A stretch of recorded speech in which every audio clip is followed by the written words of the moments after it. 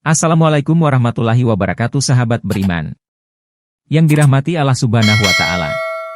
Pada kali ini kita akan mengisahkan tentang Husain, seorang pria yang menjalani hidup dengan penuh kepalsuan. Seorang yang berpura-pura menjadi ustadz, menyulap kata-kata manis dan ayat-ayat suci demi meraup keuntungan pribadi.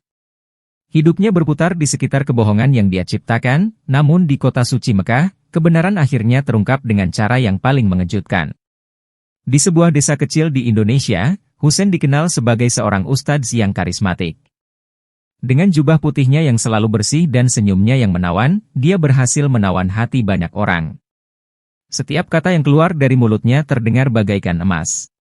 Namun, di balik semua itu, tersembunyi niat jahat yang tidak diketahui oleh siapapun. Setiap kali Husain memberikan ceramah, orang-orang berlomba-lomba memberikan sumbangan. Amplop-amplop berisi uang mengalir ke tangannya. Mereka percaya bahwa uang tersebut akan digunakan untuk kebaikan, untuk membantu sesama. Mereka tidak tahu bahwa uang itu akan digunakan untuk kepentingan pribadi Husain. Di balik pintu tertutup, Husain menghitung uang yang dia terima. Senyumnya penuh dengan keserakahan. Setiap lembar uang adalah bukti kebohongannya, namun dia tidak peduli. Bagi Husain, uang adalah segalanya. Dengan uang tersebut, dia merencanakan sesuatu yang besar. Husain memutuskan untuk menggunakan uang sumbangan tersebut untuk naik haji. Dia yakin bahwa dengan naik haji, posisinya sebagai ustadz akan semakin kuat. Orang-orang akan semakin percaya padanya. Namun, apa yang tidak dia ketahui adalah bahwa kebenaran tidak bisa ditutupi selamanya. Dalam perjalanan menuju Mekah, Husain merasa sangat puas. Dia merasa semua rencana berjalan dengan lancar. Namun, di dalam hatinya yang paling dalam, ada rasa takut yang mulai muncul. Rasa takut akan kebenaran yang mungkin terungkap. Ketika Husain tiba di Mekah, dia merasa kagum dengan kemegahan Ka'bah. Di tengah lautan manusia yang beribadah dengan khusyuk, Husain merasa kecil dan terasing. Dia mulai merasa ada sesuatu yang tidak beres, tapi dia mencoba mengabaikannya. Malam itu, di hotelnya, Husain merasa tidak enak badan. Dia merasakan sakit yang luar biasa di perutnya. Tubuhnya mulai gemetar, dan keringat dingin mengalir di wajahnya. Dia mencoba untuk tidur, berharap rasa sakitnya akan hilang. Namun, rasa sakit itu semakin parah. Husain berlari ke kamar mandi dan muntah darah. Kepanikan mulai melanda dirinya.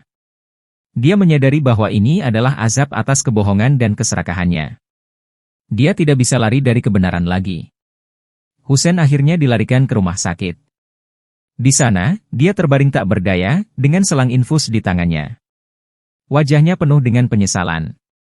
Dia menyadari bahwa tidak ada jalan keluar dari kebohongannya. Kebenaran telah mengejarnya sampai ke tempat yang paling suci di dunia. Di akhir hidupnya, Husain menatap langit-langit rumah sakit dengan mata penuh air mata. Dia tersenyum pahit, menyadari bahwa semua ini adalah akibat dari keserakahannya. Dia berharap orang-orang yang telah dia tipu bisa memaafkannya. Namun, dia tahu bahwa penyesalan selalu datang terlambat. Husain dimakamkan di tanah suci Mekah, tempat yang seharusnya membawa kedamaian bagi jiwa-jiwa yang bersih.